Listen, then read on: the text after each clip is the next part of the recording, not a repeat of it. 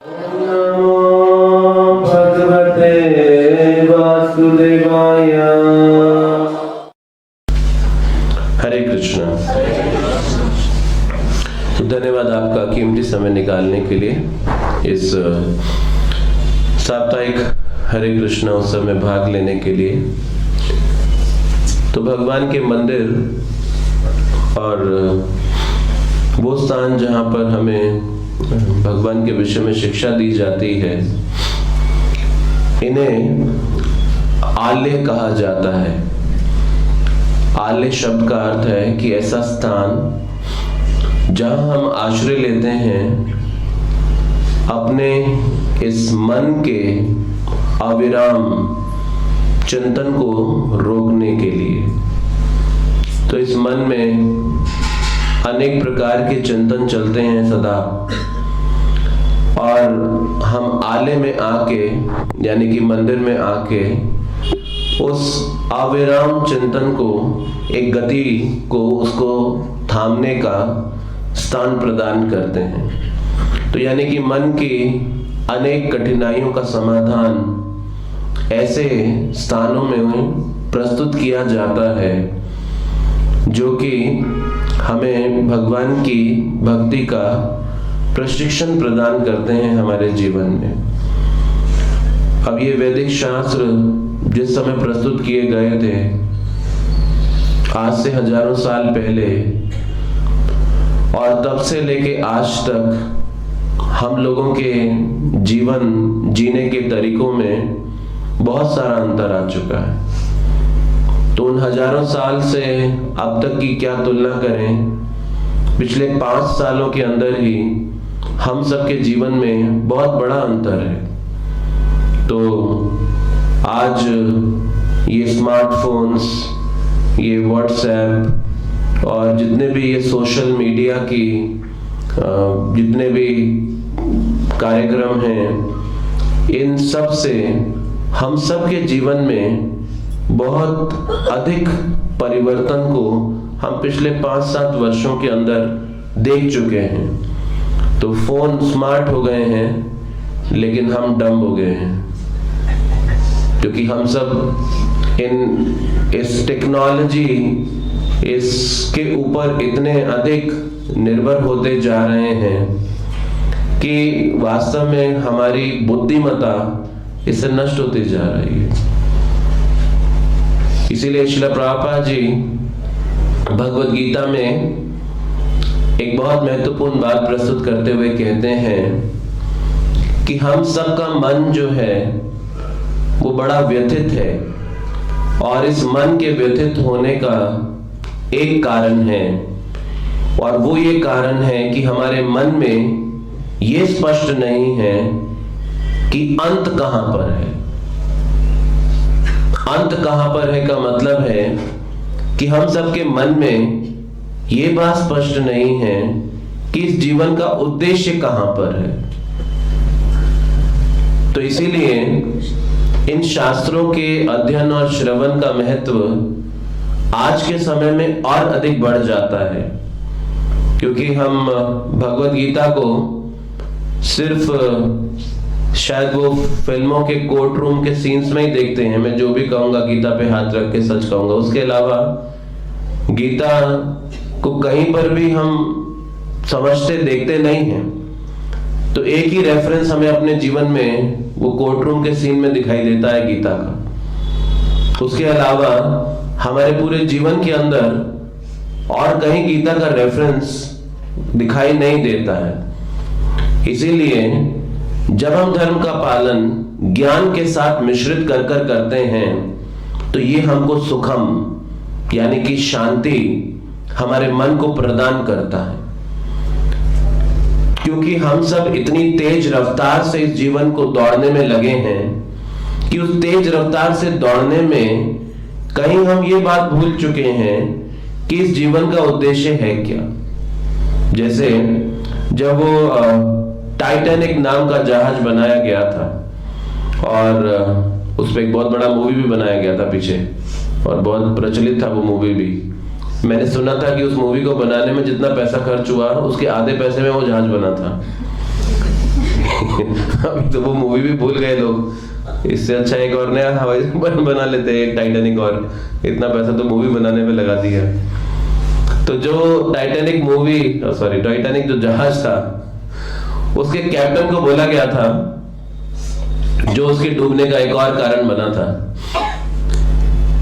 कि ये जो दूरी है हम 7 दिन में पूरी करने जा रहे हैं, और हमारे ही जैसा एक और जहाज इसको वो हमारे साथ चल रहा है, तो तुमको 6 दिन में पूरी करनी है। तो उस कैप्टन ने उस टाइटैनिक को इतना तेज दौड़ाया था कि बजाय कि 7 दिन के उसे 6 दिन में पूरा कर सके, और ये भी एक कारण था उसके डूबने का। तो हम सब भी अपने जीवन में उस जीवन की इस दौड़ को इतनी तेजी से पूरा कर देना चाहते हैं कि कहीं ये हमारे खुद के अपने जीवन के लिए समय को भी नहीं छोड़ रहा है। तो आज हम इस सफलता की दौड़ में इतना तेजी से भाग रहे हैं कि उस तेज गति की रफ्तार में भागते हुए हम कहीं ये भी भूल गए हैं कि वास्तव में इस जीवन का उद्देश्य है क्या, और हम किसके लिए इतना भाग रहे हैं, क्यों भाग रहे हैं, और तेजी से भागकर दौड़कर इस रेस की फिनिश लाइन पर पहुंच भी गए तो पाएंगे क्या। तो अंततः परिणाम मिलने में क्या जा रहा है, यही हम सब की कठिनाई का कारण बन चुका है कि हमारे पास इतना सोचने के लिए भी आज इस तेज रफ्तार के जीवन में समय नहीं बच गया है। यानी कि अपने स्वयं के लिए आज समय नहीं है। लोग सोचते रहते हैं, अभी नव वर्ष आने वाला, रेजोल्यूशन भी लेते हैं कि मैं रोज आधा घंटा योगा करा करूंगा, मैं वॉक पे जाया करूंगा, मैं ये वाली अच्छी आदत विकसित करूंगा, मैं अभी व्हाट्सएप कम यूज करूंगा, अभी फेसबुक पे कम समय बर्बाद करूंगा, और अभी कुछ गीता पढ़ना शुरू करूंगा, 1-2-4 माला भी बढ़ाऊंगा अपने जीवन में जप करने के लिए। तो बहुत सारे लोग नव वर्ष के आते ही बहुत सारे रेजोल्यूशन, बहुत सारे प्रण आदि अपने जीवन में लेने की कोशिश करते हैं, लेकिन प्रण तो लेते हैं लेकिन उनको करने के लिए समय नहीं पाते अपने जीवन में। फिर समझ में आता है कि जैसा चल रहा है वैसा चलने दिया जाए। तो यही है, क्योंकि हमारे मन में अंत स्पष्ट नहीं है, इसीलिए हमारा मन हमेशा व्यथित है। स्वरूप गोस्वामी जैसे महान आचार्य इस मन की अविराम गति को थामने के लिए उन्होंने भक्ति रसामृत सिंधु नाम के शास्त्र में कहा, अतः श्री कृष्ण नाम आदि न भवेत् ग्राह्यम इंद्रिय सेवन मुखे ही जीवादो स्वयं एव स्मृत अदा। अतः श्री कृष्ण नाम आदि, जिसका अर्थ है कि कृष्ण सिर्फ हमारे सामने एक ही पक्ष में नहीं आते हैं। वो कृष्ण उनके कई एस्पेक्ट्स हैं। वो कृष्ण हमारे जीवन में कई पक्षों के अंदर प्रकट होते हैं, अपने नाम के रूप में, अपने विग्रह के रूप में, अपने धाम के रूप में, अपने भक्तों के रूप में, अपनी वाणी के रूप में, शास्त्र के रूप में, अपना दिव्य प्रसाद के रूप में, अपनी कथा के रूप में। वो कृष्ण के कई पक्ष हैं, और वो सिर्फ एक ही पक्ष में नहीं आ रहे हैं। कृष्ण, श्री कृष्ण नाम आदि। तो जैसे भगवान कृष्ण कई पक्षों में हमारे सामने आते हैं, उसी प्रकार से जो कृष्ण की शक्ति है, जिसको माया शक्ति कहते हैं, वो कृष्ण की शक्ति के भी कई एस्पेक्ट्स हैं। वो भी एक रूप में नहीं आती, वो भी कई रूपों के अंदर हमारे सामने प्रकट होती है। अतः गृहा सुता पुत्र आप्त वित्ते, वो कई रूप लेकर हमारे सामने प्रकट हो जाती। और ये सारे रूप माया के द्वारा हमारे जीवन में दिए जाते हैं, ताकि हम इस भ्रम में रहें कि हम इस संसार में भोक्ता हो सकते हैं, हम भोग कर सकते हैं इस संसार में। हमें ये एक इल्यूजन दिखाया जाता है इस माया के द्वारा कि आप इस संसार में सुखी रह सकते हो।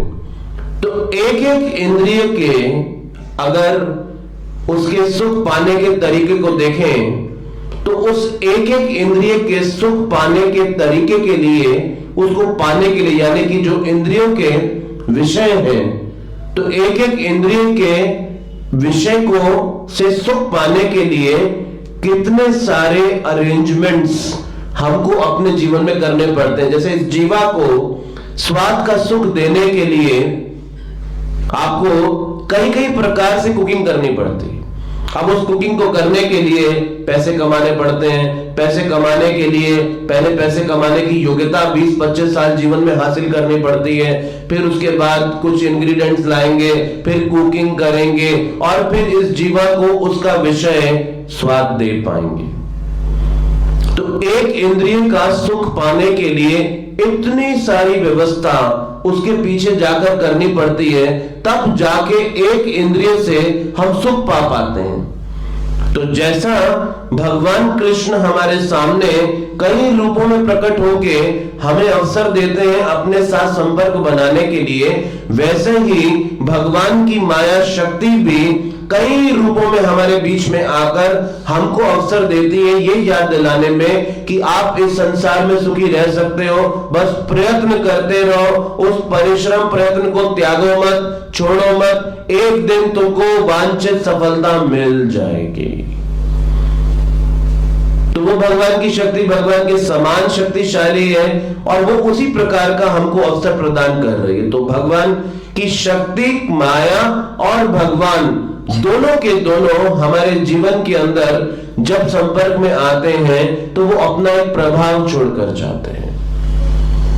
और जब हम कृष्ण के किसी पक्ष के संपर्क में आते हैं तो वो कृष्ण के पक्ष का जो संपर्क है वो कृष्ण की जो स्वभाव है, यानी कि वो हमारे हृदय को शुद्ध करने वाला बन जाता है। इसीलिए इस वैदिक पद्धति में हमें अर्चा विग्रह यानी कि भगवान के विग्रह का पूजन, अर्चन और उसके साथ संबंध बनाना, उसको एक औपचारिक तरीके से सम्मान प्रस्तुत करना, ये सिखाया जाता है, क्योंकि वो अर्चा विग्रह का संबंध भगवान के साथ है। इसीलिए अर्चा विग्रह का संबंध भगवान के साथ होने के कारण वो जो विग्रह है हमारे जीवन में साक्षात भगवान का हमको संपर्क प्रदान कर रहा है। श्रील प्रभुपाद जी जब वृंदावन में, इस्कॉन वृंदावन के मंदिर की ओपनिंग कर रहे थे और कृष्ण बलराम जी के विग्रहों की प्राण प्रतिष्ठा कर रहे थे, तो वहां तक पहुंचने के लिए बहुत सारे संघर्ष से होकर गुजरना पड़ा था। सबसे पहले जिसने भूमि डोनेट की थी उसने वापस मांग ली थी और प्रभुपाद जी को उसको कन्विंस करने में बड़ा समय लगा कि जो तुमने चुनाव किया है भगवान की सेवा के लिए भूमि दान देने का, ये बड़ा सर्वोत्तम चुनाव है, इसको देकर वापस मत लो।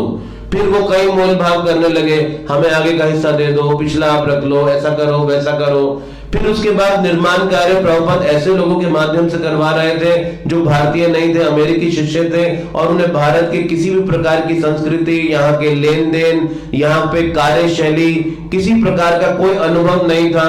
तो वो अनुभवहीन शिष्यों के माध्यम से एक के बाद एक डेट ओपनिंग के लिए पोस्टपोन होती जा रही थी और अंततः जिस दिन प्रभुपाद कृष्ण बलराम को पहली आरती अर्पित कर रहे थे, कभी आप देखेंगे तो प्रभुपाद जी का वो क्लासिक फोटोग्राफ है, उन्होंने गार्लैंड पहना हुआ है, 2-3 गार्लैंड पहने हुए हैं और कृष्ण बलराम को आरती अर्पित कर रहे हैं। वो एकमात्र ऐसा फोटोग्राफ है जिसमें प्रभुपाद ने पूरा अटायर पहना हुआ है, अन्यथा पुजारी सिर्फ चादर पहनकर बिना सिले वस्त्र पहनकर भगवान को अर्पित कर रहे होते हैं। तो कृष्ण बलराम जी को प्रभुपाद जी जब स्थापित कर रहे हैं वहां इस्कॉन वृंदावन की भूमि में, उसका वो ओपनिंग पहला आरती अर्पित कर रहे हैं, तो प्रभुपाद जी कहते हैं अब कृष्ण बलराम यहाँ आ गए हैं, अब कोई समस्या नहीं होगी। अब कृष्ण बलराम आ गए हैं, अब कोई समस्या नहीं होगी यहाँ पर। और प्रभुपाद जी एक अन्य प्रवचन में कहते हैं, देखो हमारे इस आंदोलन को पूरे विश्व में स्थापित करने में हमको कितनी सारी चुनौतियों का सामना करना पड़ रहा है। और वास्तव में आज भी और उस समय भी भगवान के संदेश को प्रचार करने के लिए बहुत सारे बाह्य चुनौतियां हैं जो कई कई प्रकार से कई कई रूप में आती हैं और आसान नहीं रहता कि लोगों तक इस संदेश को यथा रूप में प्रस्तुत किया जा सके और निर्बाध रूप से ऐसा करता रहा जा सके हमेशा। तो प्रभु कहते कितनी सारी चुनौतियां आई हैं, लेकिन एक भी मंदिर में भगवान की पूजा आज तक नहीं रुकी।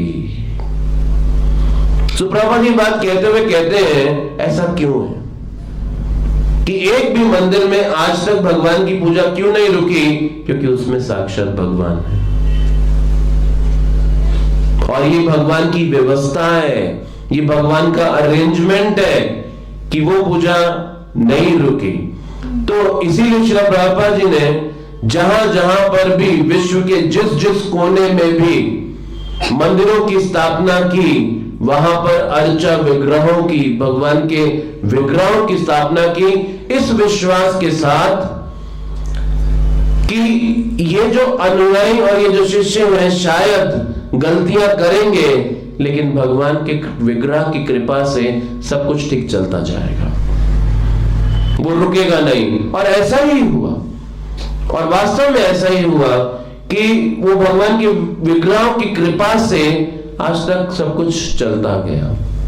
तो ये संबंध भगवान अपने एक रूप के माध्यम से हमारे जीवन में देते हैं, क्योंकि हम उन्हें देखने के लिए योग्य नहीं है, तो वो एक रूप में आकर हमारे जीवन में हमको ये एक संबंध प्रदान कर रहे होते हैं। जैसे प्रहलाद महाराज, जब प्रहलाद महाराज को हिरण्यकशिपु मरवाने के लिए कितने सारे तरीकों को अपना रहे थे, कभी पहाड़ से नीचे फेंकवाते, कभी हाथी के पैर के नीचे कुचलवाते, कभी सांपों के बीच में फेंकवाते, कभी अग्नि के बीच में जिंदा फेंकते, कभी अपने सैनिकों को मारने के लिए कुछ करते। कितने सारे तरीके प्रहलाद महाराज को मारने के लिए हिरण्यकशिपु अपना रहे थे और प्रहलाद एक भी तरीके से उनको खरोच में नहीं आ रही थी। यानी कि 5 साल का बच्चा पूरे सृष्टि के सबसे बड़े असुर के द्वारा मारा नहीं जा पा रहा था। और ये एक बहुत बड़ी हैरानी थी हिरण्यकशिपु के लिए कि मेरे बल के आगे इस 5 साल के बच्चे का बल कुछ भी नहीं, लेकिन फिर भी ये हर परिस्थिति में बच जाता है, ये मरता नहीं, इसको कुछ होता नहीं, ऐसा कैसे है? तो प्रहलाद से जब हिरण्यकशिपु ने ये प्रश्न किया कि तुम्हें ये शक्ति कहां से मिल रही है, तुम्हारी शक्ति का स्रोत क्या है, तुम कैसे हमेशा बच जाते हो, कौन है जो तुम्हें बचा रहा है? तो प्रहलाद महाराज क्या कहते हैं हिरण्यकशिपु को कि आपकी और मेरी शक्ति का स्रोत एक ही है। प्रभुपाद कहते हैं जैसे इलेक्ट्रिसिटी एक, और उसी बिजली से आप हीटर भी चलाते हैं और उसी इलेक्ट्रिसिटी से आप एयर कंडीशनर भी चलाते हैं। वो इलेक्ट्रिसिटी एक, उसी प्रकार से वही भगवान की शक्ति से हम आसुरी व्यवहार भी प्रस्तुत करते हैं और उसी शक्ति से हम देवी व्यवहार भी प्रस्तुत करते हैं। यानी कि ऐसा सदाचरण भी करते हैं जो दूसरों को सुख देने वाला है और ऐसा दुराचरण भी करते हैं जो दूसरों को कष्ट देने जा रहा है। तो वही भगवान की शक्ति और वही प्रहलाद महाराज और वही हिरण्यकशिपु, जो कि दोनों ही भगवान के अंश हैं, लेकिन अपनी अपनी स्वतंत्र इच्छा के सदुपयोग और दुरुपयोग के कारण उसी भगवान की शक्ति को भिन्न भिन्न प्रकार से उपयोग कर रहे हैं। तो वो प्रहलाद 5 साल की आयु में भगवान को देख रहे हैं और वो हिरण्यकशिपु इतना बड़ा असुर होने के बावजूद भी भगवान को समाप्त करने का प्रयत्न अपने जीवन के अंदर कर रहा है। जिस समय अमेरिका में श्रील प्रभुपाद जी इस हरे कृष्ण आंदोलन को अभी आरंभ ही किए थे और अभी धीरे धीरे ये एक कुछ लोकप्रिय होने जा रहा था, लोकप्रिय होता जा रहा था, तो कुछ द्वेष करने वाले लोगों ने इस्कॉन के ऊपर हरे कृष्ण आंदोलन पे वहां पर न्यूयॉर्क में एक केस फाइल कर दिया, और उस केस का मतलब था कि ये एक कल्ट है, ये बस मनगढ़ंत तरीके से एक कुछ रीति रिवाजों को पालन करने वाले लोग हैं, ये हरे कृष्ण एक प्रामाणिक धर्म नहीं है। तो जिस समय भक्त लोग प्रभुपाद जी के पास आए, बोले कि हमारे ऊपर ऐसा केस फाइल किया गया है, और हम जब वकील के पास गए तो वो इस केस को लड़ने का $10,000 मांग रहा है, तो क्या करना चाहिए? तो प्रभुपाद जी ने कहा कोई वकील को हायर करने की जरूरत नहीं है, हम अपना केस खुद लड़ेंगे। तो शिष्यों ने कहा प्रभुपाद जी, लेकिन हमारे पास तो कोई योग्यता नहीं, हम कैसे करेंगे? तो प्रभुपाद ने कहा तुम भागवतम पुराण लेके कोर्ट में जाना, और जब तुमको बोलने का मौका दिया जाए तो तुम श्रीमद् भागवतम से पढ़ के सुनाना। तो प्रभुपाद ने बोला कब तक? शिष्यों ने बोला प्रभुपाद जी कब तक पढ़ना है? बोले उसमें 18,000 श्लोक हैं, और पढ़ते जाना जब तक पूरा भागवतम ना हो जाए। तो ऐसा ही किया, और वो भागवतम लेकर पहुंच गए कोर्ट के अंदर, और जब इनको बोलने का अवसर दिया गया तो इन्होंने तो भागवतम खोला और श्री भगवान वाचा शुरू हो गए, और जज बोल रहा है कितना लंबा चलेगा? बोला इसके तो 12 स्कंद है और 18 वॉल्यूम है। बोला इतना लंबा? और वो भी सर पकड़ के बैठ गया, और चल रहा है पूरा कोर्ट केस। प्रभुपाद जी के अनुसार इन भक्तों ने भागवतम क्लास में कन्वर्ट कर दिया, और ये भागवतम क्लास चल रही है कोर्ट के अंदर। अभी कई दिन तक वो सुन रहा है भागवतम को बैठ के, और उसे समझ कुछ आ नहीं रहा। तो एक उसका मित्र ऑक्सफोर्ड यूनिवर्सिटी, हार्वर्ड यूनिवर्सिटी में एक प्रोफेसर था रिलीजन का, और उसने फोन करके इस जज ने पूछा कि देखो भैया तुमने पढ़ा है कुछ इन हरे कृष्णा वालों के बारे में, कुछ रिसर्च किया है? तो उसने बोला हाँ मैंने इनकी सब किताब पढ़ी है। तो बोला तुम्हारा क्या ओपिनियन है इनके बारे में? बोला ये एकदम प्रामाणिक धर्म है, मैंने सब रिसर्च किया इनके पूरे लिटरेचर के ऊपर, ये एकदम प्रामाणिक धर्म है। तो जब जज ने उस अपने मित्र के ये शब्दों को सुना, और जो कि प्रभुपाद की पुस्तकों के संपर्क में आया था, वो किसी लाइव डिवोटी के संपर्क में नहीं था, किसी सत्संग में नहीं जाता था हरे कृष्णा के, किसी मंदिर में नहीं जाता था, वो अप्रत्यक्ष रूप से उन किताबों के संपर्क में आया जो प्रभुपाद जी ने लिखी थी, और उसी से उसने जब ये अपना मत प्रस्तुत किया तो जज ने नेक्स्ट डे जब वर्डिक्ट दिया तो बोला ये हरे कृष्णा एक प्रामाणिक धर्म है। और ये एक इतनी बड़ी जीत थी प्रभुपाद जी के लिए कि इसके बाद से अमेरिका में प्रभुपाद के लिए प्रचार करने का रास्ता खुल गया था। और अगर ये डिसीजन अगेंस्ट जाता तो शायद आज आप और हम बैठ के इस तरह से बात नहीं कर पा रहे होते। तो ये एक ऐतिहासिक घटना थी इस्कॉन के संदर्भ में। तो कहने की बात है क्योंकि श्रील प्रभुपाद जी को भागवतम पे पूर्ण विश्वास था कि ये साक्षात कृष्ण है, तो ग्रंथ के रूप में भगवान भागवतम के रूप में प्रकट हुए हैं। तो भागवतम कृष्ण का एक ग्रंथ अवतार है, तो वो ग्रंथ अवतार कृष्ण है। तो कृष्ण जब जाएंगे और कृष्ण को जब वो सुनेगा उनकी वाणी को, तो निश्चित रूप से उसका हृदय द्रवित होगा। तो भगवान के कई पक्ष हैं, श्री कृष्ण नाम आदि, और हम अपने जीवन में कृष्ण के किसी भी पक्ष के जब संपर्क में आएंगे तो प्रभाव एक ही है। तो चाहे आप भगवान के विग्रह के संपर्क में आए, चाहे भगवान की ग्रंथ अवतार भागवतम या फिर भगवत गीता के संपर्क में आए, या फिर कृष्ण के नाम के संपर्क में जीवन में आए, चाहे आप किसी भी रूप में संपर्क में आए, चाहे उनके धाम वृंदावन के संपर्क में आए, चाहे उनके चरणों को छूकर आए जल गंगा के संपर्क में आए, चाहे उनको प्रिय तुलसी के संपर्क में आए, किसी भी संपर्क में आए, जिस रूप में कृष्ण प्रकट होते हैं वो उस रूप को दिव्य बना देते हैं।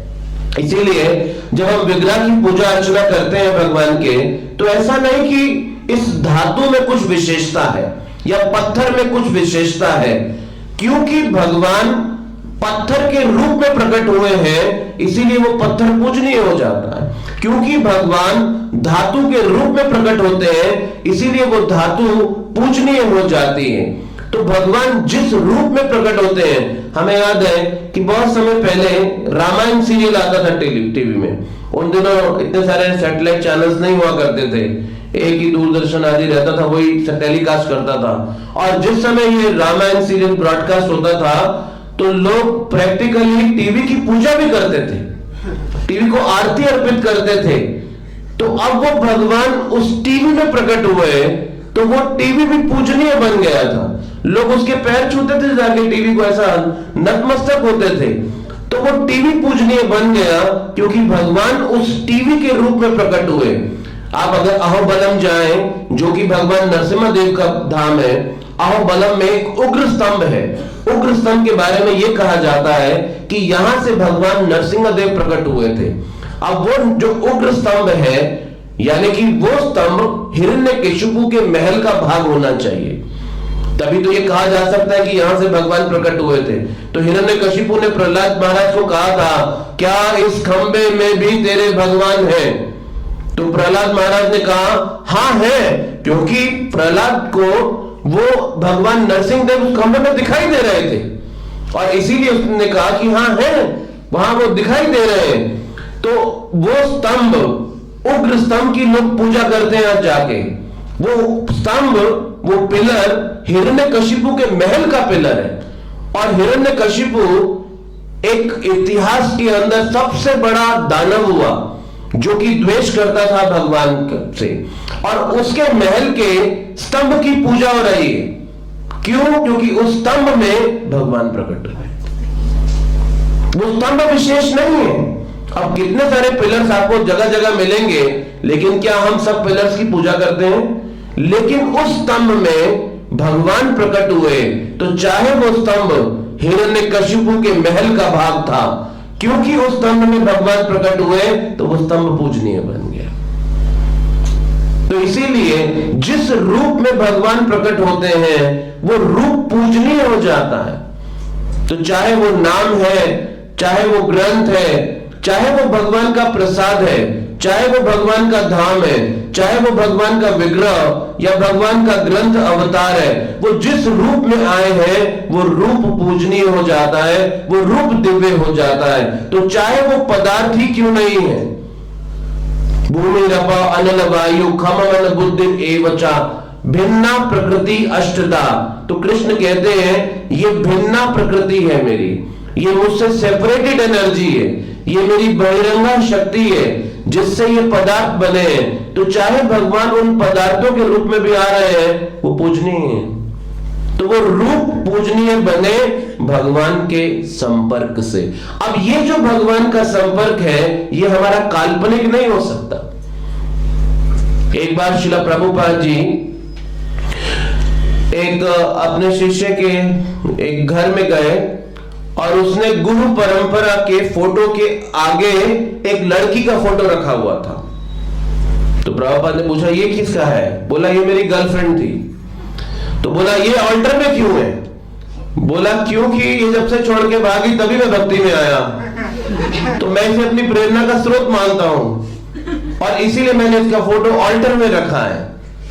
तो ये जो कनेक्शन कृष्ण का है ये हमारा काल्पनिक नहीं हो सकता, ये गुरु साधु और शास्त्र के द्वारा रिकमेंडेड होना चाहिए, उनके द्वारा अनुमोदित होना चाहिए। एक भक्त रशिया में प्रचार करने गए थे और वो बोल रहे थे कि एक घर में गए तो उन्होंने कहा कि आपके घर में कोई मंदिर है क्या? तो उन्होंने बोला हाँ है। तो जब उनका मंदिर देखा तो हैरान रह गए। अर्चा विग्रह की जगह उन्होंने एक चपाती लगाई हुई थी और वो रोज चपाती की पूजा करते थे। तो उनसे पूछा ये चपाती की पूजा क्यों करते हो? बोला देखो इसमें भगवान प्रकट हुए हैं चपाती में। बोला कहाँ है चपाती में भगवान? देखो ये ओम बना हुआ है। तो जल गई थी चपाती को, जल बनाते बनाते वो ऐसा ओम जैसा फिगर बना हुआ था जल के, तो वो उसको समझ रहे थे कि ये ओम भगवान प्रकट हुए हैं इसके अंदर। तो ये काल्पनिक नहीं हो सकता हमारे अनुसार, ये गुरु साधु शास्त्र के द्वारा अनुमोदित होना चाहिए, तभी वो संपर्क भगवान का प्रमाणिक माना जाएगा। श्रील प्रभुपाद जी लॉस एंजलिस में मॉर्निंग वॉक में थे और अपने शिष्यों के साथ मॉर्निंग वॉक में चल रहे हैं और सामने एक लिमोजिन कार आती है, बहुत बड़ी लंबी गाड़ी है लिमोजिन, और प्रभुपाद कहते हैं one day we will have this car for Krishna. एक दिन ये कार कृष्ण के लिए लेंगे और फिर सामने एक बहुत बड़ा बिल्डिंग आता है। प्रभुपाद कहते one day will have this building for Krishna. फिर आगे जाते एक बहुत बड़ा महल जैसा घर बना है। प्रभुपाद कहते one day will have this house for Krishna. ये घर भी कृष्ण के लिए लेंगे। फिर एक बड़ा कुत्ता लेकर आदमी आ रहा है। प्रभुपाद जी कहते one day will have this dog for Krishna. तो सभी शिष्य कहते हैं जय प्रभुपाद। प्रभुपाद कहते हैं what will you do with the dog? तुम करोगे क्या कुत्ते के साथ? तो ये संपर्क काल्पनिक नहीं हो सकता। ये गुरु, साधु और शास्त्र के द्वारा कुछ भी जो हमें कृष्ण का संपर्क दे रहा है या दे सकता है, उसे हमें गुरु, साधु, शास्त्र के माध्यम से ही जानना होगा। और ये संपर्क इतना शक्तिशाली है कि हम चाहे किसी भी अवस्था में क्यों ना हो, हम जीवन की किसी भी शैली को पालन करने वाले क्यों ना हो, इसीलिए आप देखेंगे ये जो भक्ति का रास्ता है ये हमें कृपा से उठाता है। बहुत सारे लोग 4 नियमों का अपने जीवन में पालन करने की कोशिश करते हैं और नहीं कर पाते हैं, लेकिन जब वो हरे कृष्ण महामंत्र को जप करना शुरू करते हैं तो ये 4 नियम पालन करना बहुत इजी हो जाता है। और जब तक आप हरे कृष्ण महामंत्र का जप करते रहेंगे, आपके लिए 4 नियम पालन करना बहुत इजी होगा। जिस दिन आप ये महामंत्र का जप छोड़कर देखिए और फिर देखिए ये 4 नियम पालन करना कितना कठिन नजर आता है। तो इसका मतलब इन निषेधों का हम पालन कब कर पा रहे हैं? जब हम इस हरि नाम की कृपा को अपने जीवन में स्वीकार कर पा रहे हैं। तो वास्तव में इस भक्ति की उन्नति कहां हुई? इस भक्ति की उन्नति इस कृपा को रिसीव करने में हुई। तो जितनी मात्रा में किसी ने कृपा को स्वीकार किया है, उतनी मात्रा में वो तपस्या या आदि नियमों का कड़ाई से अपने जीवन के अंदर पालन कर पा रहा होता है। तो ये बात बहुत स्पष्टता दिखाई देती है कि कृपा से इन निषेधों को आप अपने जीवन में स्वीकार कर पाते हैं। नारद जी जब भगवान शिव के पास जाते हैं तो चर्चा में प्रहलाद महाराज का गुणगान आता है और प्रहलाद महाराज के गुणगान के साथ प्रहलाद महाराज के पोते बलि महाराज की भी बात आती है। और शिव जी कहते हैं कि बलि महाराज कितने विशेष निकले, इन्होंने वामन देव को अपना सब कुछ अर्पित कर दिया। तो नारद जी कहते हैं यहां पर मैं आपसे मतभेद रखता हूं, क्योंकि बलि महाराज कृपा के पात्र बने भगवान वामन देव के इसलिए नहीं कि उन्होंने सब कुछ भगवान वामन देव को अर्पित किया, वो कृपा के पात्र बने इसलिए क्योंकि उनका संपर्क प्रहलाद महाराज के साथ था। वो प्रहलाद महाराज के परिवार में आए क्योंकि वो प्रहलाद महाराज के पोते हुए, और इस कारण से भगवान वामन देव ने, बलि महाराज ने इतनी भारी भारी गलतियां की, साधारण नहीं, इतनी भारी भारी गलती की, उन्होंने देवताओं को हटा के स्वर्ग का शासन हथिया लिया। फिर उसके बाद शुक्राचार्य अपने गुरु को कंप्लीटली रिजेक्ट कर दिया। और यही नहीं, उन्होंने वामन देव को जानते हुए कि ये विष्णु है, मुझे छलने आया है, 3 पग भूमि का वादा भी कर दिया। एक के बाद एक गलती कर रहे थे, लेकिन फिर भी भगवान वामन देव ने बलि महाराज को अपनी कृपा दी। क्यों दी? तो नारद जी कहते हैं क्योंकि वो प्रहलाद महाराज के पोते हैं, इसलिए उनका संबंध प्रहलाद महाराज से है। तो इसलिए भक्ति के पथ में हमारी योग्यता हमारे अभ्यास में नहीं, हमारे संबंध के ऊपर है। और ये संबंध को प्रदान करने के लिए भगवान हमारे बीच में अनेक प्रकार के रूपों में प्रकट हो जाते हैं। हरे कृष्णा कृष्ण कृष्ण हरे हरे, हरे राम राम राम हरे हरे। हरे कृष्ण कृष्ण कृष्ण हरे हरे, हरे राम राम राम हरे हरे। हरे कृष्ण कृष्ण कृष्ण हरे हरे, हरे राम राम राम हरे हरे। हरे Krishna Krishna Krishna Hare Hare